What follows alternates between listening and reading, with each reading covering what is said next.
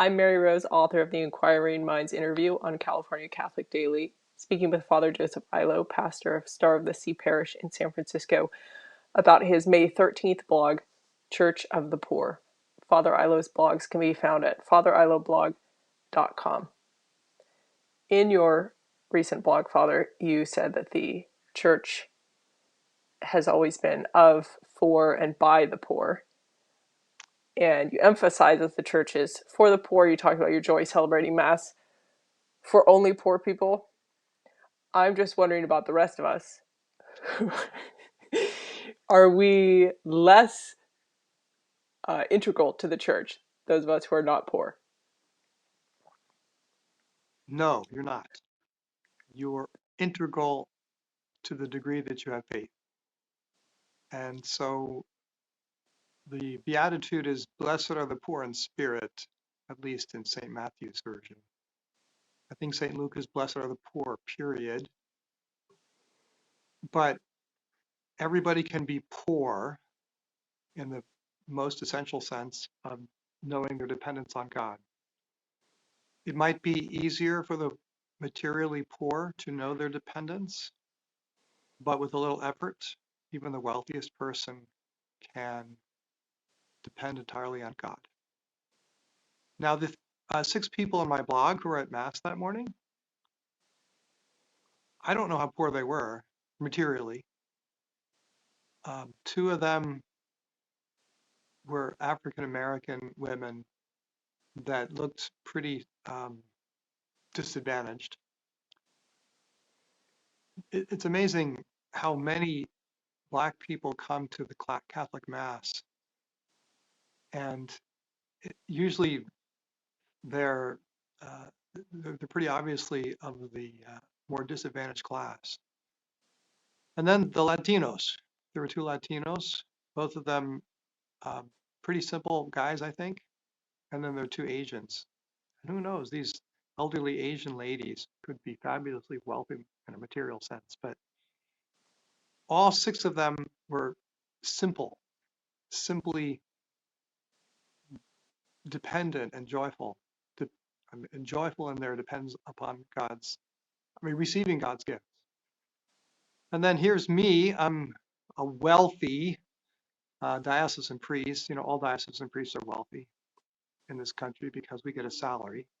Diocesan priests in many countries don't get salaries. They just depend on the goodness of their people. But we diocesan priests in America and Europe and other places, we kind of double dip.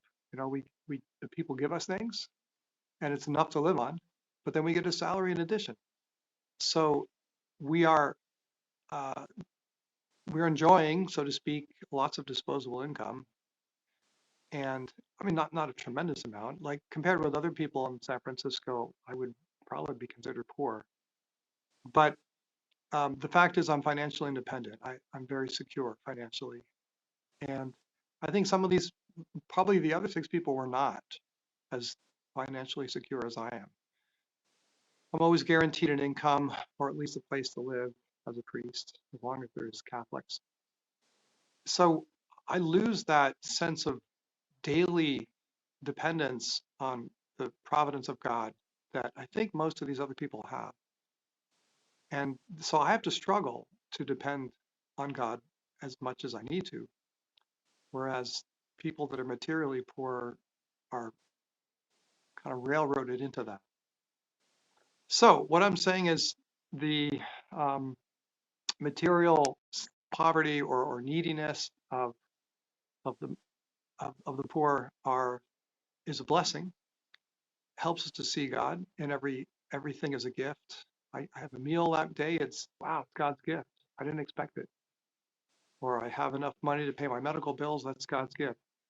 But for those of us who are secure, who know where the next meal is coming from, and have a nice hefty 401k, well, we can, first of all, give some of that money away. That's the virtue of tithing. That's the blessing of tithing, to detach ourselves from it, but also know that in our prayers and in our sacrifices, that we are beggars of the throne of grace, and so blessed to be that. So everybody can be can see God. Blessed are the poor in spirit, for they shall see God. Well, okay, my just minor objection there. Is it? I thought it was the pure of heart who see God, and the pure in spirit, theirs is the kingdom of God. Are those Oh, different gospels? sorry. No, the pure of heart will see God. You're right. And then I'd have to get, check the Bible for the exact I think verse. it's theirs. Theirs is the kingdom of God for the poor. Us, yes, you're right, of course. Thank you for the correction. So the pure in uh, the single-hearted, pure of heart, will see God, and the poor in spirit, theirs is the kingdom of God. Yes, that's right.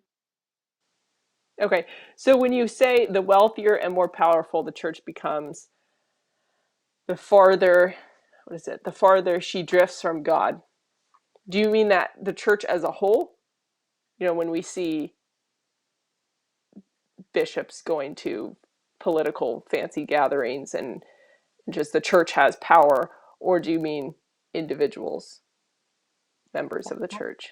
I would say both, but I wrote that a little snarkily, a little bit for emphasis, because it's not certain that anyone who is wealthy materially is far from God. Not so. The answer to your question, I think, individually and as a church. There's the famous story of the deacon Lawrence, who was he was the economo for the Diocese of Rome at the time. That is the financial administrator, and he was captured by the government and said, "You have 3 days to get together all the riches of the church, so present them to us." And 3 days later, he had all the poor of Rome, and he said, "These are the riches of the church." Now he had gold and silver. The church uses wealth, and I don't say needs it, but uses material resources to further the mission, but doesn't need it. But he didn't consider that the wealth of the church. The wealth of the church is souls. So when the church becomes wealthy in the sense of considering her wealth or her security to be her financial or real estate holdings, that's what takes the church down. That's what paralyzes the church. It was fear of lawsuits that would reduce the material power of the church that largely contributed to the neglect of canon law regarding the sex abuse cases and lots of other, the failure of catechesis and of preaching is largely a fear of losing political power or material, losing our tax exempt status. We're afraid of that, afraid of being materially poor, so we don't speak the gospel where it will endanger our financial security. Now it's more complicated than that, I'm sure. I'm not a bishop, but I've been a pastor for a long time, and I know that speaking about life issues or sexuality issues from the pulpit will cause certain people to pull their support, their material donations from the church. Although I've never seen it have long-term deleterious effects, quite the opposite. In my experience as pastor of different parishes, the more you speak with charity and with prudence on those issues, the higher the income goes. There's often a dip in the short term as people are shocked and they pull out, cafeteria Catholics, but other Catholics come and put their money down. So even on the material level, I think uh, speaking the truth in love increases the financial well-being of the church. But even if it didn't, and where it doesn't, because it doesn't everywhere do that, we have to know our need for God so much that we speak the gospel and we do the gospel no matter what it costs. So anyway, to sum up, I think that the church's debility, her weakness, is largely, and the church has been weak in every age in different ways, but I think in our own time, the weakness of the church in the wealthier countries is directly linked to its financial resources, to its financial power.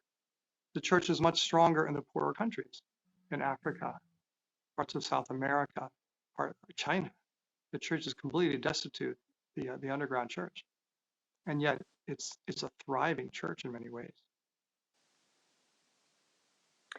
So, on a personal level, how can we cultivate? I mean, most of us don't have that kind of fear, I don't think. Maybe we should because we're already cowards. But how would we uh, cultivate the poverty of spirit that the gospel talks about, that Jesus talks about? Yeah, great question, because it's an individual question in every case. The church as a corporate body only does what its individual leaders have already decided for their own personal lives. So how do we, well, Mother Teresa was the, our, the great example of our time of poverty of spirit and material poverty as well. So most of all, she prayed. She gave her time away. Time is the most expensive commodity in American path. So we dedicate 2 or 3 hours a day to prayer if you're a priest. Dedicate an hour a day if you're a layman. Do a holy hour once a week. Go to daily mass, go to confession, pray the rosary with your family, read lives of the saints and the writings of the church. So give away time, which is money. Become impoverished like that. Second, give away real money, that is tithing. And then third, examination of conscience every evening when we make it. We have to ask ourselves, did I make these decisions today? Did I do these acts? Did I behave in a way that furthered the kingdom of God to my own material detriment? He must grow greater, I must grow less. Or was I afraid? Was I calculating in how I lived my Catholicism so as to protect my assets, my security? I mean, you can ask that question even on just an interpersonal level. Was I afraid to say something to that person because I think they won't like me anymore? So always being ready and to give a reason for our hope, not just a feeling, but the gospel has to be the reason for our hope. So all of that puts us in danger of losing our temporal security. And it's a very healthy thing to do that many times a week, to take that risk.